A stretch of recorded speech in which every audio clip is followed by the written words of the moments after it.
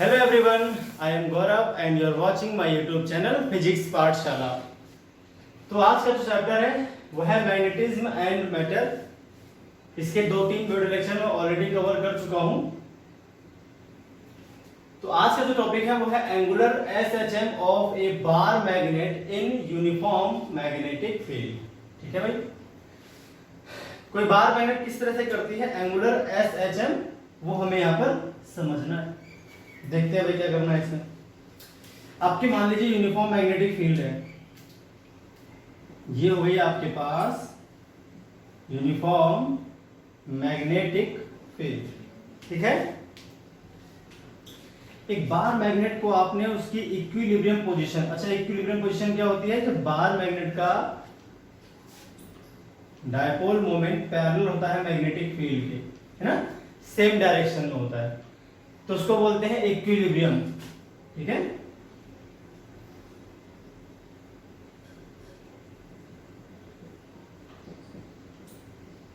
तो इस पोजीशन को बोलते हैं इक्विलिब्रियम। जब आपका m वेक्टर b वेक्टर के अलोंग होता है, दोनों सेम डायरेक्शन में होते हैं, आपने क्या किया, इक्विलिब्रियम पोजीशन से थोड़ा सा एंगल डिस्प्लेस कर दिया, किसको, एक बार मैग्नेट को।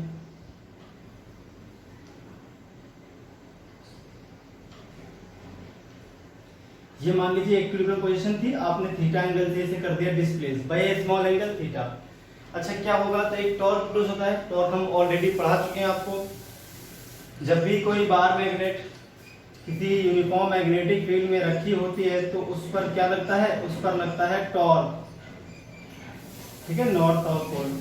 और उस टॉर्क की वैल्यू क्या होती है, m vector cross b vector, जहां पर m क्या होता है, dipole moment, magnetic dipole moment, और b वेक्टर क्या है आपके पास, मैग्नेटिक फील्ड। ठीक है, तो होगा क्या, यहां पर एक टॉर्क काम करेगा जो इसको इसकी इक्विलिब्रियम पोजीशन में लाने की कोशिश करेगा।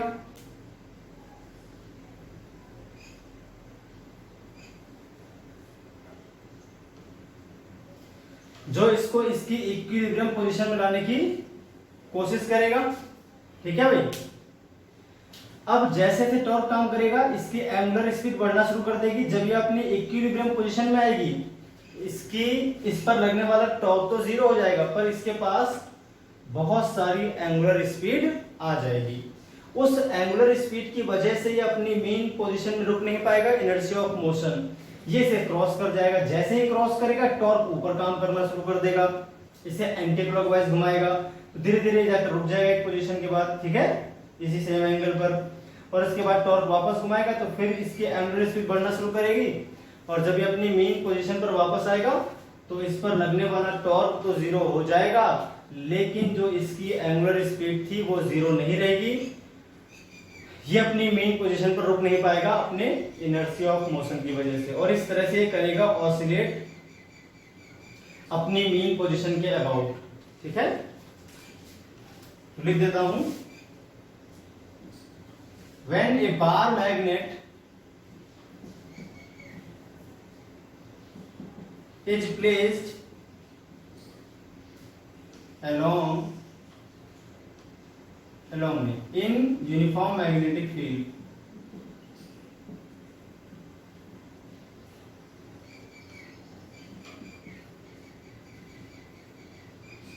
and is displaced by a small angle theta from its equilibrium position,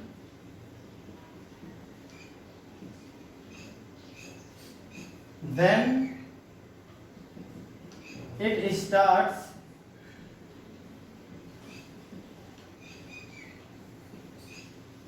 oscillating about its mean position, ये इक्विलिब्रियम पोजीशन। ठीक है भाई, अब इस ऑसिलेशन का टाइम पीरियड क्या होगा ये हमें पता करना है। चलिए पता करते हैं टाइम पीरियड। अब देखिए टाइम पीरियड कैसे निकलेगा, है ना। तो टाइम पीरियड के लिए क्या होगा, हम जानते हैं जो यहाँ पर टॉर्क रीस्टोरिंग है, जो आपका रीस्टोरिंग टॉर्क है वो कितना है, एम बी साइन थीटा। जो टॉर्क है मैग्नेटिक वही आपका रीस्टोरिंग टॉर्क है, वही वापस लेकर आता है, तो ये हो गया आपका एम बी साइन थीटा। क्या हो गया भाई, एम बी साइन थीटा। ठीक है, टॉर्क इज इक्वल टू क्या होता है, ठीक है, रीस्टोरिंग है इसलिए यहाँ पे माइनस आप चाहो तो लगा सकते हो। ठीक है, रीस्टोरिंग है इसलिए माइनस यहाँ पर लगा सकते हो आप। अब ये क्या होता है, टॉर्क आई इंटू अल्फा के बराबर होता है, माइनस ये शो कर रहा है कि एक रिस्टोरिंग टॉर्क है, तो ये हो गया आपके पास एम बी साइन थीटा। अब देखिए अल्फा इज इक्वल टू क्या होता है, डी टू थीटा अपॉन में डी टी स्क्वायर। भाई अल्फा इज इक्वल टू क्या होता है, डी टू थीटा अपॉन में डी टी स्क्वायर, है ना। जो एंगुलर डिस्प्लेसमेंट है उसका डबल डेरिवेटिव को तो हम बोलते हैं एंगुलर एक्सीलरेशन। ये हो गया आपका मोमेंट ऑफ इनर्शिया आई, और अल्फा हो गया आपका angular acceleration minus M B sine theta if theta is very small. अगर थीटा को बहुत ज्यादा स्मॉल ले लिया जाए तो भाई उस केस में क्या हो जाएगा,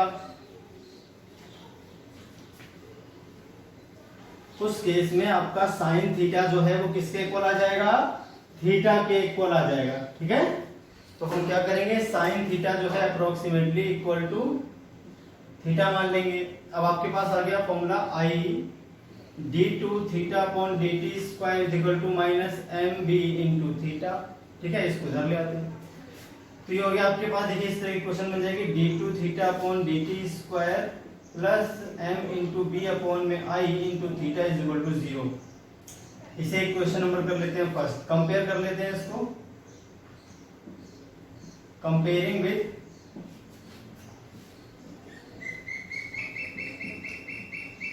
equation of angular S H M. अब एंगुलर एस एम की इक्वेशन क्या होती है भाई, एंगुलर एस एम की इक्वेशन होती है डी टू थीटा अपॉन में D T square plus omega square theta is equal to 0।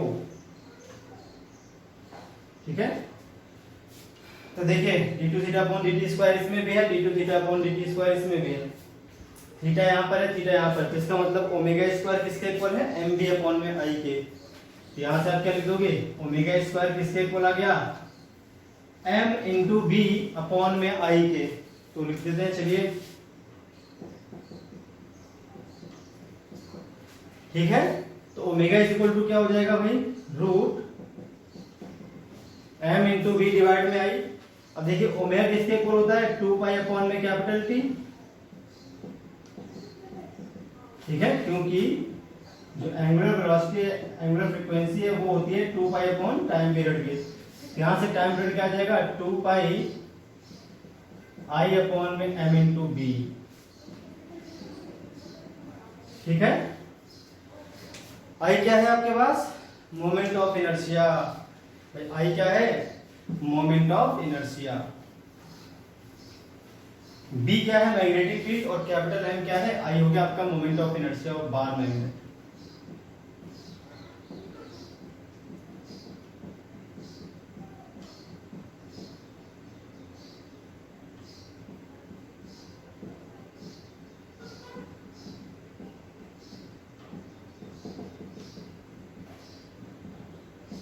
ठीक है, सेंटर से सेंटर के अबाउट मोमेंट ऑफ इनर्शिया, और कैपिटल एम क्या है, मैग्नेटिक डायपोल मोमेंट, और जो बी है आपके पास वो है आपकी यूनिफॉर्म मैग्नेटिक फील्ड। तो भाई इस तरह से फॉर्मूला आता है एंगुलर एस एच एम, जो कि एक बार मैग्नेट कर रही है यूनिफॉर्म मैग्नेटिक फील्ड में, उसके टाइम पीरियड का फॉर्मूला 2π√i में एम भी आपके सामने आ जाता है। चलिए तो इस पे देखते हैं कुछ न्यूमेरिकल जो कंबाइंड क्वेश्चन बनता है। अर्थ की मैग्नेटिक फील्ड और एंगुलर एसिस्टेम पर एक न्यूमेरिकल देख लेते हैं तुरंत, फिर आगे बढ़ते हैं नेक्स्ट टॉपिक की ओर। ठीक है भाई, चलिए देखते हैं इसमें क्या है क्वेश्चन में। क्वेश्चन आपको कुछ इस तरह से दे रखा है कि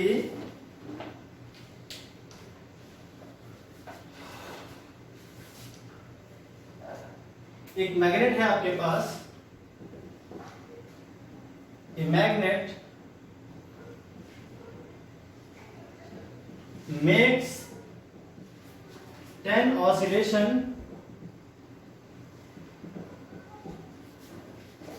per minute at a place where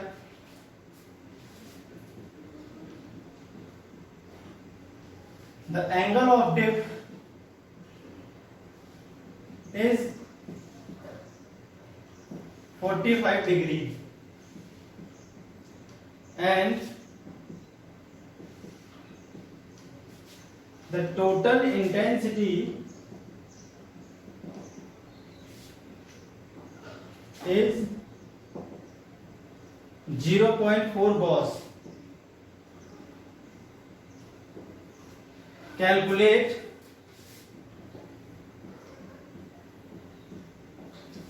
the number of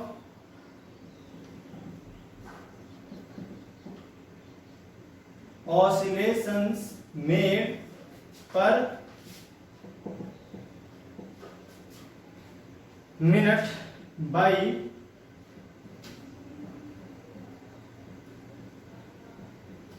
the same magnet at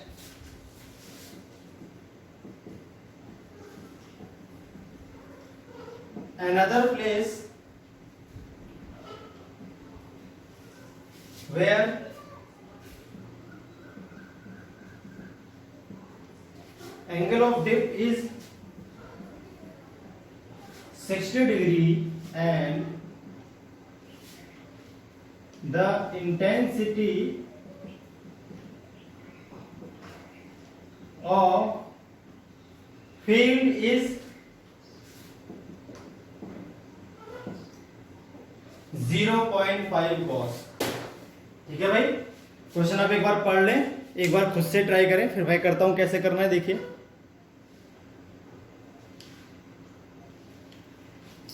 अब देखिए इस क्वेश्चन में क्या पूछा गया भाई। इस क्वेश्चन में आपसे पूछ रहा है कि एक मैग्नेट है 10 ऑसिलेशन करती है पर मिनट एक ऐसे प्लेस पर जहां पर एंगल ऑफ डिप आपका 45 डिग्री है और टोटल इंटेंसिटी आपकी 0.4 गॉस है। ठीक है, वही सेम मैग्नेट कितने ऑसिलेशन पर मिनट करेगी जहां पर एंगल ऑफ डिप 60 डिग्री हो और इंटेंसिटी आपकी 0.5 हो। देखिए भाई सॉल्यूशन कैसे करना है। अर्थ की सरफेस पे रखी मैग्नेट अगर ऑसिलेशन करती है तो वो किस कंपोनेंट की वजह से करेगी? केबल और केबल। भाई अर्थ की सरफेस पे आपने रख दिया ऐसे करके, अब मैग्नेट कर रही है ऑसिलेशन, तो किसकी वजह से करती है? केबल और केबल करती है वो हॉरिजॉन्टल कंपोनेंट की वजह से। तो यहां पे लिखेंगे आप ये बात, magnet placed on surface of earth oscillates due to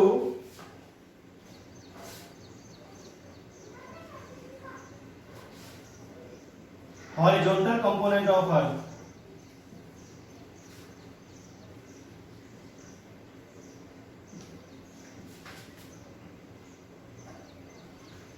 ठीक है भाई, चलिए तो देखते हैं फॉर्मूला क्या बनेगा। अब वैल्यू सारी याद रखेंगे, फिर बनाता हूं मैं आपके लिए फॉर्मूला।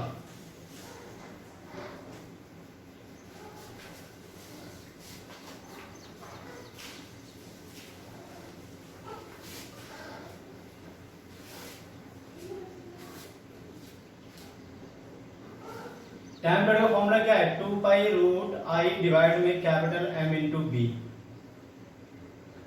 ठीक है, मैंने कहा कंपोनेंट कौन से लेना है भाई, सिर्फ कंपोनेंट लेना है आपको हॉरिजॉन्टल कंपोनेंट। तो बी के प्लेस पे आप बी एच लिख दोगे तो टी बराबर 2 पाई रूट आई अपॉन में एम इंटू, यहीं पर लिखता हूं बी एच, और B H is equal to क्या जाएगा, बी कॉस डेल। भाई बी एच क्या होता है, total field multiply cos angle of dip. ठीक है, याद होगा आपको। अब देखिए फॉर्मूला क्या बन गया, फॉर्मूला आपके सामने है। अब इसमें क्या करते हैं, T1 लिख लेते हैं एक बार, T1 अपॉन T2 कर लेते हैं, है ना। दोनों दो बार जो हमने लिए कंडीशन, उन दोनों में टाइम पीरियड को एक बार मान लेते हैं T1, एक बार मान लेते हैं T2। एक बार इसे, अब देखिए क्या करना है, 2 पाई रूट आई, देखिए अगर मैग्नेट सेम है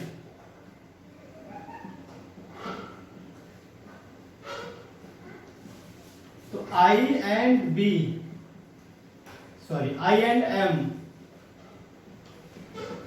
रिमेन सेम। क्यों, I तो मोमेंट ऑफ इनर्शिया है, तो भाई जब मास वही है, लेंथ वही है, मैग्नेट की मैग्नेटिक वही है, तो I सेम रहेगा। डायपोल मोमेंट भी मैग्नेट पे डिपेंड करता है, मैग्नेट वही है तो डायपोल मोमेंट भी सेम रहेगा। मतलब बदल क्या रहा है, सिर्फ और सिर्फ B और डेल बदल रहा है। यहां पर आ जाएगा B1 cos del 1 B2 cos del 2।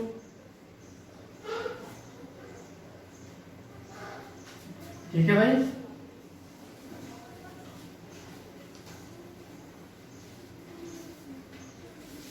चलिए तो आगे देखते हैं क्या आ जाएगा इसका आंसर।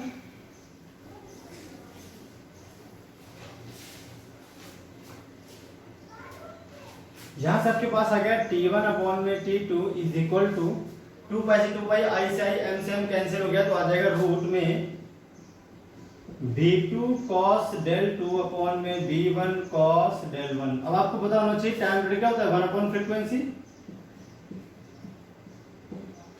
ठीक है, 1 अपॉन फ्रीक्वेंसी। ऑसिलेशन पर मिनट क्या होता है, फ्रीक्वेंसी तो होता है, ऑसिलेशन पर सेकंड में कन्वर्ट कर लेंगे उसको। ठीक है, अब हमसे क्या पूछा गया है भाई, न्यू2 पूछा गया, आपको न्यू1 दिया हुआ था।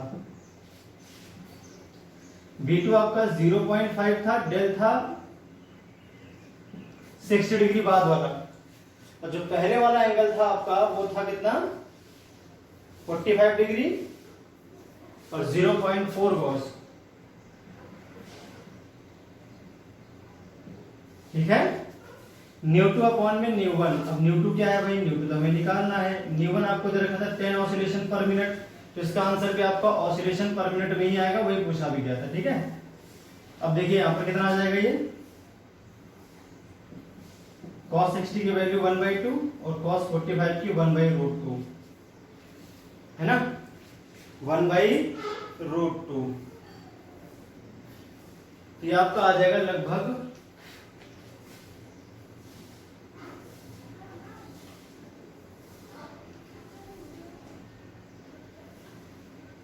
√2 ऊपर चला जाएगा, ये आ जाएगा 4, 1 अपॉन में 4√2, सॉरी 5 अपॉन में 4√2। ठीक है, इसको और सॉल्व करने की जरूरत नहीं, बस ये आपका आंसर हो जाएगा। ठीक है, अब आप इसे कैलकुलेटर सॉल्व कर लोगे। √2 की वैल्यू होती है 1.732, 4 से मल्टीप्लाई कीजिए, 5 से डिवाइड कीजिए, जो आएगा उसको रूट निकाल के 9 से मल्टीप्लाई कर दो, आपका आंसर आ जाएगा। ठीक है, यही छोड़ रहा हूं मैं इसको, इसके बाद तो कैलकुलेशन है इसमें। तो फॉर्मूला आपके पास बेसिकली आपको समझ में आ गया होगा, ये था। ठीक है, तो ये अर्थ की मैग्नेटिज्म और एंगुलर एसिज्म पे कंबाइंड क्वेश्चन पूछा जा सकता है, इस तरह के ही क्वेश्चन पूछे जाएंगे आपसे। ठीक है, कंपटीशन में। चलिए देखते हैं फिर दूसरा जो टॉपिक है आज का, वो है टेंजेंट लॉ।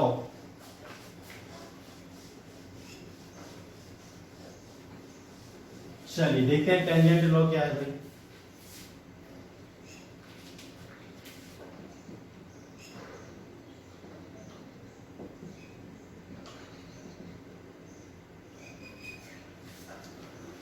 टेंजेंट लॉ में क्या है, इसके अकॉर्डिंग क्या है, इफ ए मैग्नेटिक डायपोल और magnetic needle of dipole moment m vector is free to rotate about नहीं in to mutually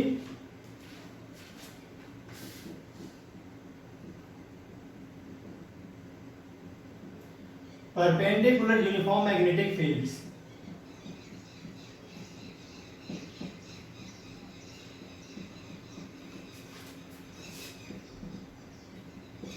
Then for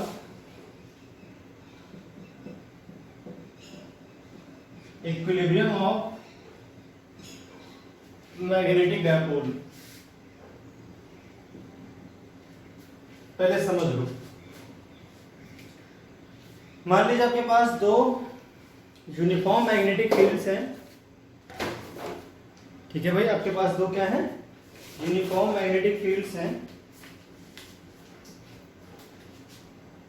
एक मान लीजिए इस तरह से हो गई और एक मान लीजिए आपकी इस तरह से हो गई। ये हो गया आपका B1 वेक्टर और ये मान लीजिए हो गया आपके पास B2 वेक्टर, ठीक है। B1 वेक्टर और B2 वेक्टर आपस में क्या बना रहे हैं भाई, 90 डिग्री का एंगल बना रहे हैं। They are mutually perpendicular. इन दोनों मैग्नेटिक फील्ड्स में अगर मैं किसी डायपोल में बाहर मैग्नेट को छोड़ देता हूं इस तरह से, ठीक है, और मान लीजिए वो ये हो गया इसकी एक्सिस, इस वाले मैग्नेटिक फील्ड से थीटा का एंगल बनाते हुए इक्विलिब्रियम पोजीशन में आ जाता है, ठीक है। यहां से जो एंगल बनेगा वो कितना हो जाएगा भाई, 90 माइनस थीटा। अच्छा मान लीजिए भाई आपका जो ये है, ये हो गया नॉर्थ पोल और ये हो गया मान लीजिए साउथ पोल।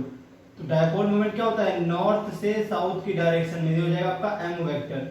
यहां पर जो एंगल आएगा वो आ जाएगा 90 माइनस थीटा।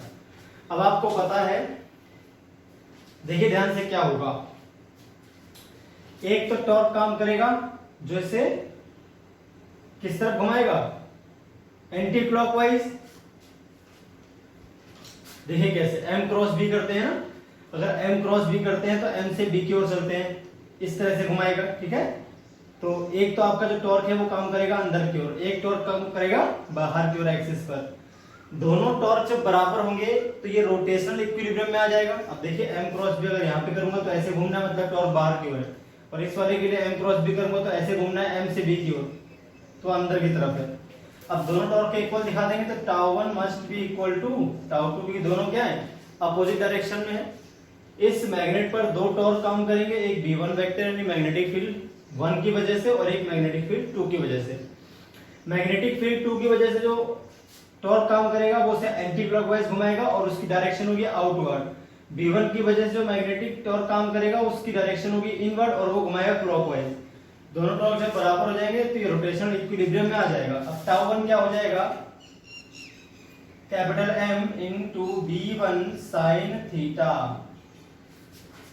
टाउ 2 आ जाएगा capital M into B2 sine 90 minus theta, क्योंकि यहाँ पर M वेक्टर और B वेक्टर 90 माइनस थीटा का एंगल बना रहे हैं।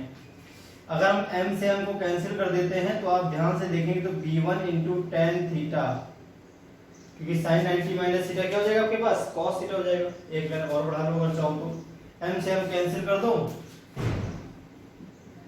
B1 sine theta is equal to आ जाएगा B2 cos theta. Sine 90 minus theta cos theta के बराबर होता है, तो यहां से B1 tan theta is equal to आ जाएगा B2। इसी को बोलते हैं टेंजेंट लॉ, ठीक है, इसे आप नोट कर लो।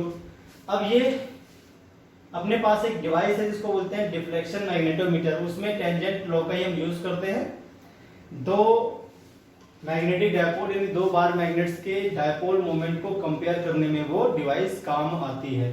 तो एक बार आप इसे नोट कर लो, फिर हम डिफ्लेक्शन मैग्नेटोमीटर के बारे में भी कवर कर लेते हैं। चलिए तो बात कर लेते हैं डिफ्लेक्शन मैग्नेटोमीटर की।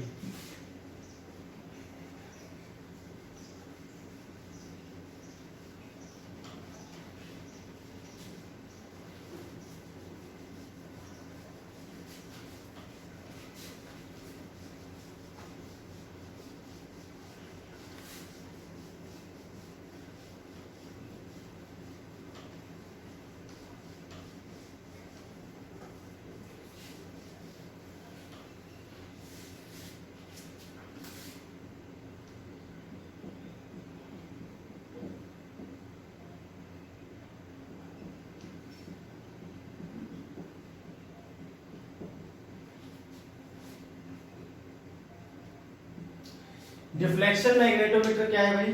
It is a device which is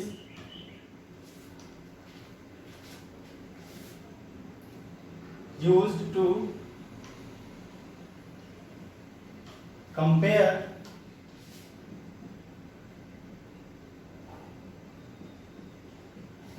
the magnetic dipole moments of two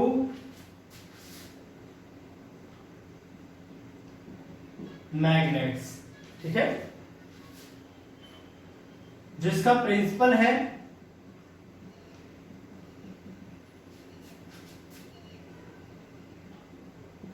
वो टेंजेंट लॉ पर बेस्ड है।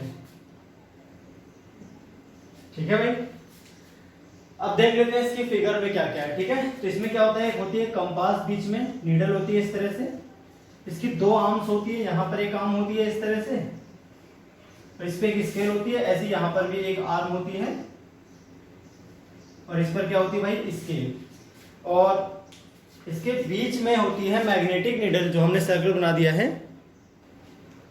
तो इसमें यहां तो होती है एक कंपास नीडल,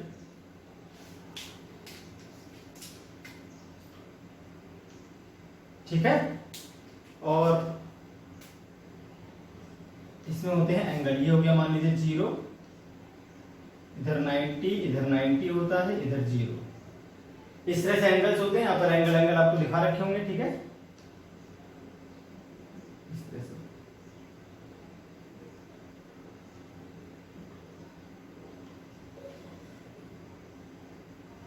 यहां पर एक स्केल होगी आपके पास, इधर भी,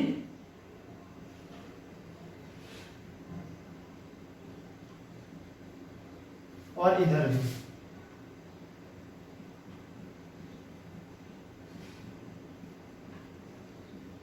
ठीक है, इस तरह से। तो ये इसका फिगर आप एक बार इसे बना लो, फिर मैं आपको बताता हूं ये काम कैसे करता है। ठीक है भाई, चलिए इसकी वर्किंग समझते हैं। अब देखिए इसकी वर्किंग कैसे है।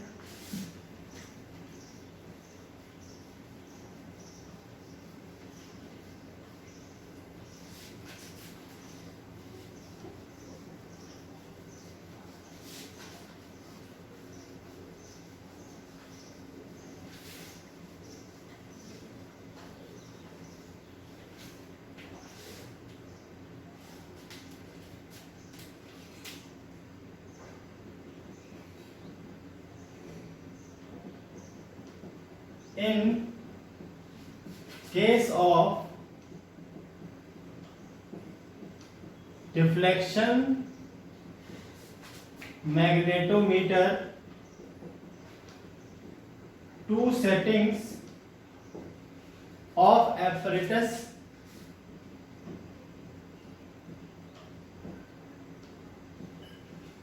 are possible।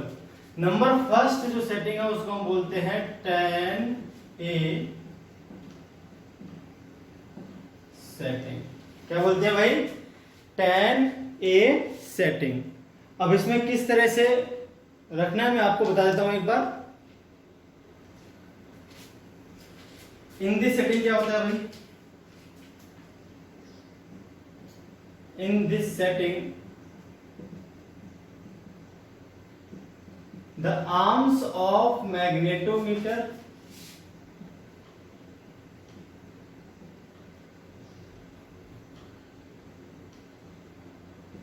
is along east west direction and magnet is placed on arm parallel to its length.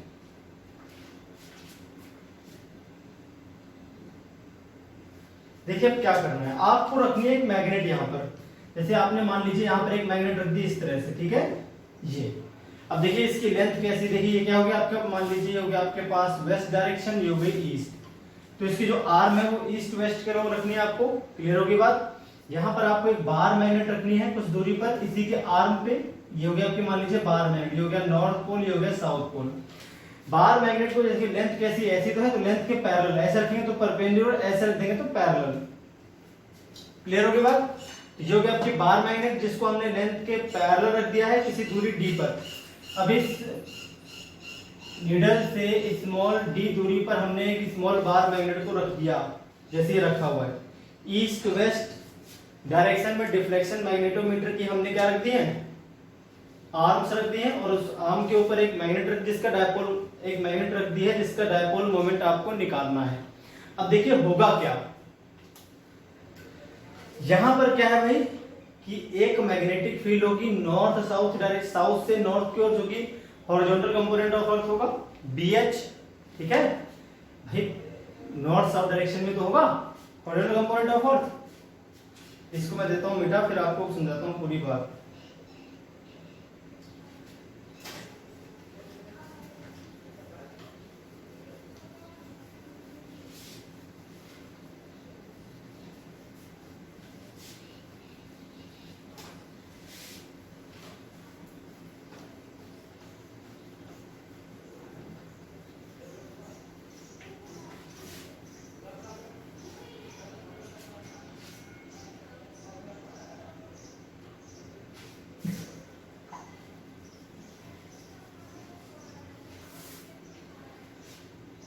देखिए क्या है इसमें कहानी, हमारे पास जो नीडल है ना वो दो मैग्नेटिक फील्ड में रखी हुई है, एक तो मैग्नेटिक फील्ड इस मैग्नेट की वजह से आएगी।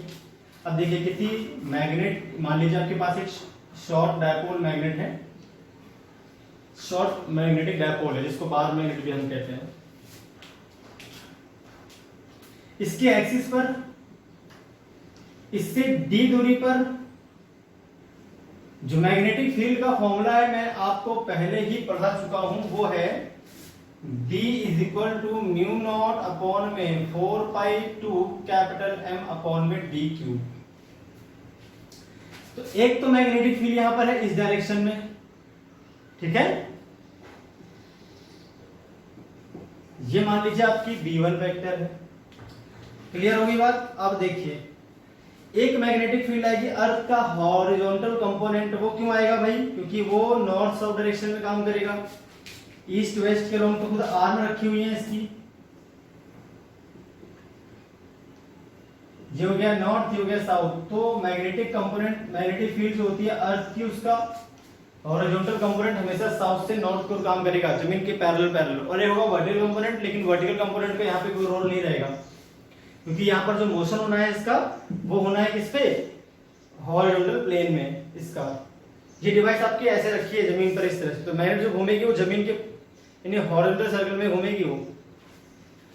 तो मैग्नेटिक नीडल घूमती है किसमें, हॉरिजॉन्टल सर्कल में। तो जो फील्ड हॉरिजॉन्टल के अलोंग है वही रिस्पॉन्सिबल है, वो दो फील्ड लेनी है आपको, वर्टिकल डायरेक्शन की फील्ड आपको नहीं लेनी।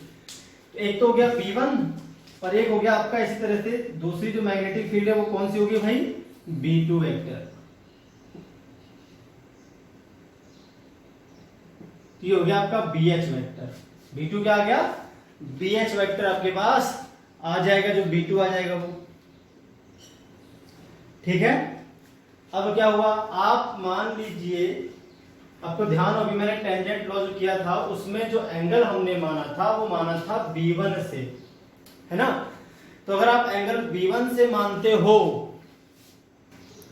तो B2 इक्वल टू आता है B1 tan थीटा। अब आपने क्या मान लिया कि जो आपकी मैग्नेट है वो कुछ इस तरह से, सॉरी मैग्नेटिक नीडल जो है आपकी वो कुछ इस तरह से आकर रुक गई, इसमें इन दोनों फील्ड की वजह से वो ऐसे रुक गई, इस तरह से आके रुक गई।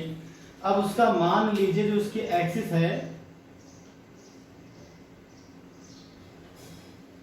वो जो थीटा एंगल बनाती है किसके साथ, आपकी जो हॉरिजॉन्टल कंपोनेंट ऑफ अर्थ का उसके साथ थीटा एंगल बनाती है आपकी नीडल, और इस तरह से रुक जाती है। तो यहां पर क्या आएगा, ये तो B1 की वैल्यू होगी। अब जानते हैं बाई टेंजेंट लॉ,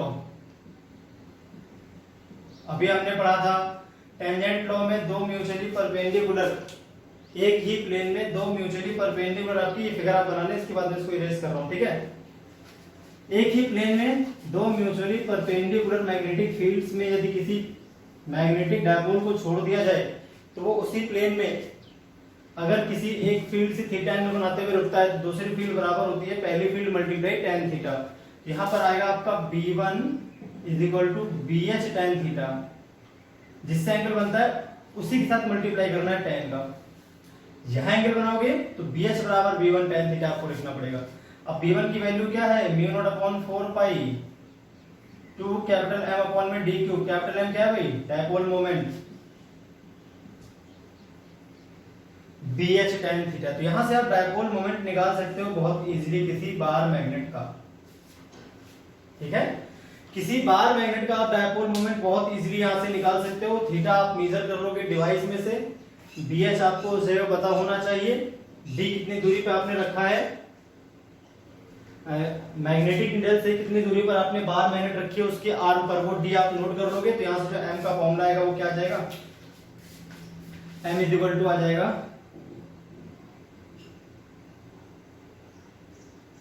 अब यही से इसी फॉर्मूले से कर ले, M का फॉर्मूला बनाने की जरूरत नहीं है। μ0/4 बाई 10 की पावर -7 हो गया, D आपको पता होगा, BH आपको पता होगा, थीटा आपको पता होगा, आप इजीली यहां से क्या निकाल लोगे, M पता कर लोगे। क्लियर होगी बात। तो अब मान लीजिए इसी पोजीशन में आपने सीधे दो बार मैग्नेट यूज कर लिए, एक D1 दूरी पर और एक D2 दूरी पर, है ना। एक टाइम पर एक टाइम पर आपको एक ही बार मैग्नेट यूज करनी है, ठीक है। Let for two bar magnets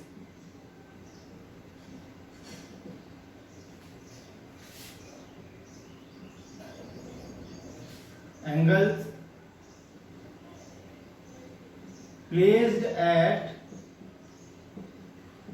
D1 and D2 distance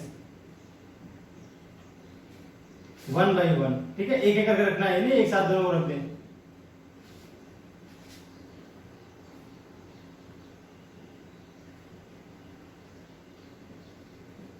The angle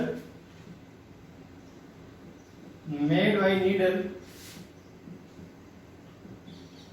with BH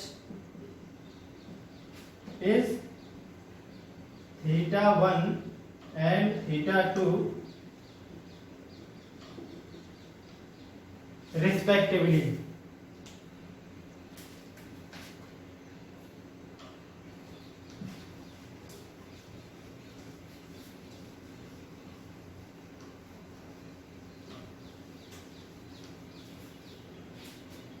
चलिए देखते हैं क्या होगा इसमें। फॉर्मूला भी आपके सामने था ही,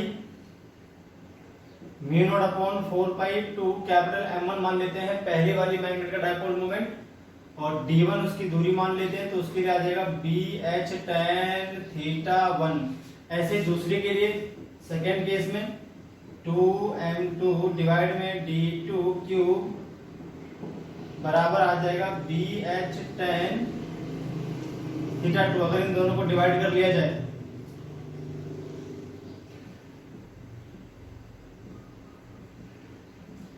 यहां से आपको मिल जाएगा M1 अपॉन में M2 -4 से -4 कट जाएगा, सब कैंसिल, BH से BH cancel, tan theta 1 upon में tan theta 2 multiplied by d2 upon में d1 क्यूब आ जाएगा। ठीक है भाई, नहीं d2 अपॉन में d1 नहीं आएगा, ये d2 आपका ऊपर जाएगा तो d2 डिवाइड में ही आ जाएगा वापस, है ना। यहाँ पर आ जाएगा आपका d1 अपॉन d2 का होल क्यूब। ये आपका दो मैग्नेट्स के डायपोल मोमेंट को कंपेयर करने का तरीका हो गया tan A सेटिंग में। तो आपको इस तरह से क्वेश्चन पूछ लेगा, इजीली आप निकाल पाओगे बहुत इजीली, कि किसी डिफ्लेक्शन मैग्नेटोमीटर में एक बार मैंने किसी बार मैग्नेट जिसका डायपोल मोमेंट m1 था d1 डिस्टेंस पे रखा, θ1 एंगल बना, इसके बाद उस मैग्नेट को हमने हटा दिया, दूसरी मैग्नेट को हम लेकर आए जिसको हमने d2 डिस्टेंस पे रखा, उसका एंगल θ2 बना। तो बताइए दोनों मैग्नेट्स के डायपोल मोमेंट का रेशियो क्या आएगा। तो अब इसी तरह का यूज कर लेंगे, ठीक है। अब दूसरी सेटिंग होती है इसमें, इसको हम बोलते हैं tan B सेटिंग। तो tan B सेटिंग के बारे में भी समझ लें आप एक बार।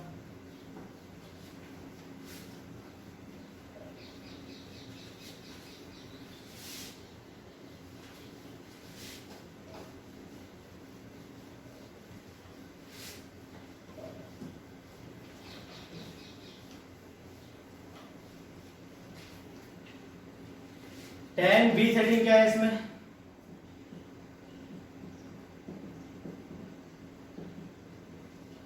इसमें जो आर्म है वो नॉर्थ साउथ डायरेक्शन में आपको रखनी है। In this setting the arms of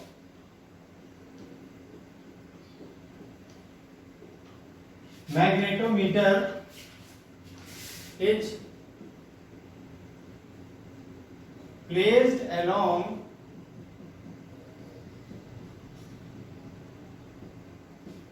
north south direction and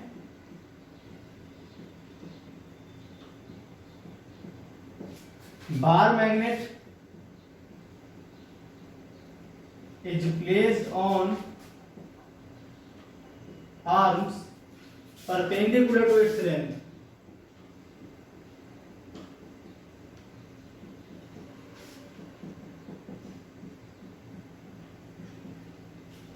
इसमें आपको इस तरह से तो बनाना है अपना डिफ्लेक्शन मैग्नेटोमीटर।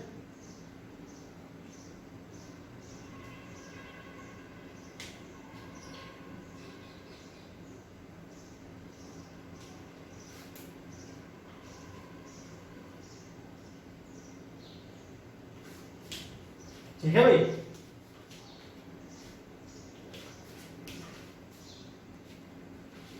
इसमें आपको क्या करना है, जो भी आपकी नीडल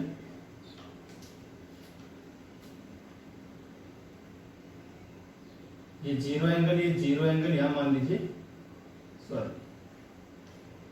ये हो गया मान लीजिए जीरो, ये हो गया मान लीजिए जीरो, और आपको जो बाकी दोनों एंगल दिखा देने हैं, यहां मान लीजिए हो गया 90 और यहां मान लीजिए हो गया 90, बाकी सारे एंगल बीच में आ जाएंगे। यहां पर आपको डिस्टेंस के लिए स्केल बनी होगी मेजर करने के लिए।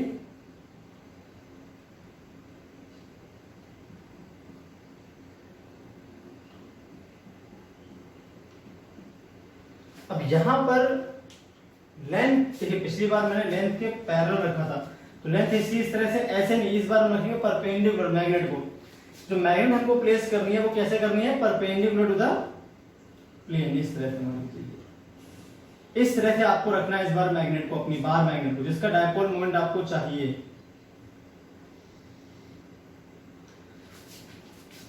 आर्म की लेंथ किसके अलोंग है, देखिए आर्म की लेंथ ऐसी है, आपने बार मैग्नेट को रखा है परपेंडिकुलर डायरेक्शन में।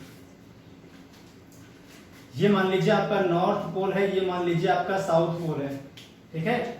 और इस बार मैग्नेट को आपने डी दूरी पर रखा है, किससे, मैग्नेटिक नीडल से। तो आप एक बार ध्यान से पहले देखें और समझें, जो बार मैग्नेट है आपकी,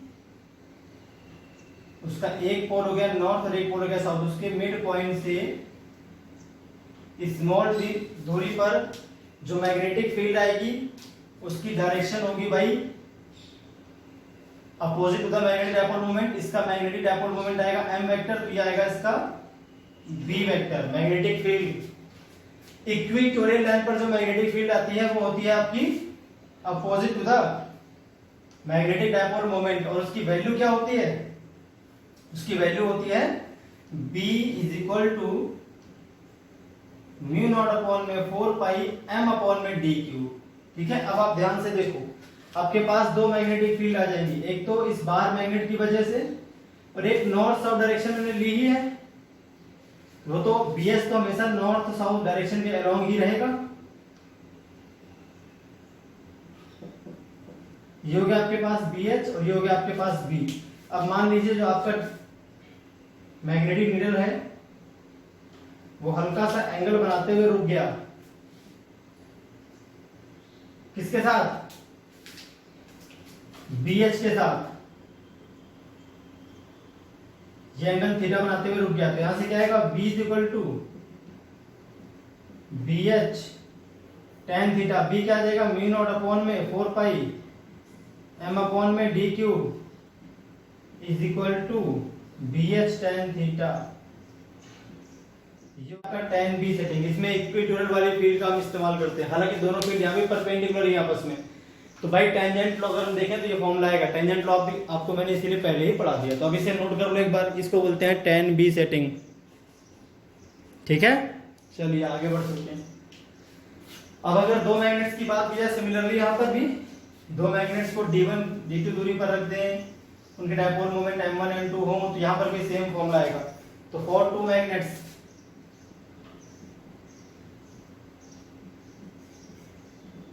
प्लेस्ड 1 by 1, पहले एक रखकर निकालना है फिर दूसरे को रखना है, तो M1 अपॉन में M2 यहां पर भी कितना आ जाएगा? tan थीटा 1 अपॉन में tan थीटा 2 D1 अपॉन में D2 का होल क्यूब। नोट कर लो, सेम फॉर्मूला यहां पर भी आएगा, क्योंकि 2 से 2 कटा था पिछली बार, वहां पर भी यहां पर भी वो हट ही जाएगा। तो ये हो गया आपका पूरा tan B सेटिंग के लिए फॉर्मूला। ठीक है, अब इसके दो स्पेशल केस बन सकते हैं।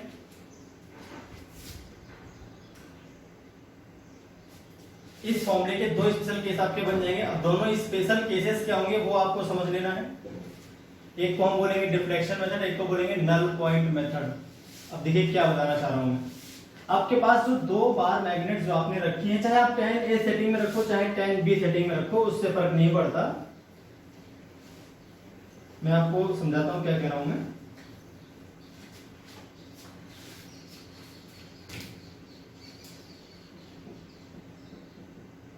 For two magnets placed on arms of magnetometer 1 by 1 in setting tan A और tan B। दोनों ही केसेस में आपका जो फॉर्मूला था M1 अपॉन M2, ये था tan theta 1 upon tan theta 2 D1 upon D2 का होल क्यूब। ठीक है भाई, अब देखिए इसमें नंबर ए फर्स्ट केस क्या है, इसको बोलेंगे डिफ्लेक्शन मेथड। इसमें क्या है? फॉर सेम डिस्टेंस आपने दोनों मैग्नेट्स को बराबर दूरी पर रखा है। D1 किसके बराबर है? D2 के बराबर है। तो इस केस में आपका M1 अपॉन M2 किसके बराबर आ जाएगा? सीधे सीधे tan थीटा 1 अपॉन में tan थीटा 2। कभी कभी क्वेश्चन में कहेगा हमने दो बार मैग्नेट्स को सेम डिस्टेंस पर रखकर देखा 1 by 1, तो बताइए उन दोनों का अगर डिफ्लेक्शन एंगल ये है तो बताइए उनका डायपोल मोमेंट का रेशियो क्या आएगा? सीधे ऐसे कर दोगे। नंबर बी क्या है आपके पास? नंबर बी आ जाएगा नल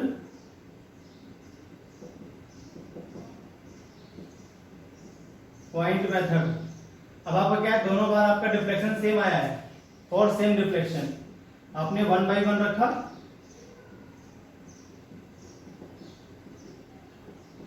दोनों बार आपका डिफ्लेक्शन सेम आ गया, ठीक है। θ1 बराबर क्या गया, θ2। डिफरेंट डिस्टेंस पे आपने रख के देखा दो अलग अलग बार मैग्नेट्स को, 1/1 उनका एंगल जो है डिफ्लेक्शन का वो दोनों का सेम आ गया, तो उस केस में जो m1/m2 आता है वो सीधे किसके बराबर आता है, d1/d2 का होल क्यूब।